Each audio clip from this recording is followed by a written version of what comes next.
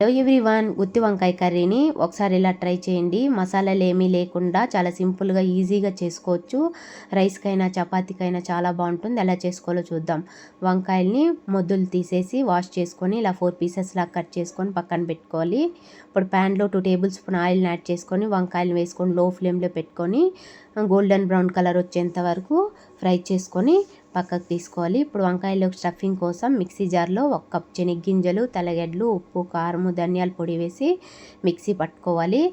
తర్వాత లాస్ట్లో ఆనియన్ కూడా వేసుకొనేసి కచ్చాపచ్చాగా మిక్సీ పట్టుకునే తర్వాత ఇప్పుడు ఈ స్టఫింగ్ అంతా వంకాయల్లో ఫిల్ చేసుకొనేసి పక్కన పెట్టుకునే తర్వాత ఇప్పుడు చింతపండు పులుపులో మళ్ళీ ఒకసారి ఉప్పు, కారము, ధనియాల పొడి వేసుకొని ఈ స్టఫింగ్ కూడా మిగిలి ఉంటుంది కదా, అది కూడా వేసి ఇందులో మిక్స్ చేసుకొని పక్కన పెట్టుకోవాలి. ఇప్పుడు ప్యాన్లో 1 టేబుల్ స్పూన్ ఆయిల్ని యాడ్ చేసుకొని ఇంటి వడియము, కరివేపాకు, టమాటో వేసి ఫ్రై చేసుకొని ఈ చింతపండు పులుపును కూడా ఇందులో వేసుకొనేసి వంకాయలు కూడా వేసుకొనేసి ఇలా బాగా కర్రీ దగ్గరకు వచ్చేంత వరకు ఫ్రై చేసుకొని లాస్ట్లో కొత్తిమీర వేసుకున్నామంటే గుత్తి వంకాయ కర్రీ రెడీ.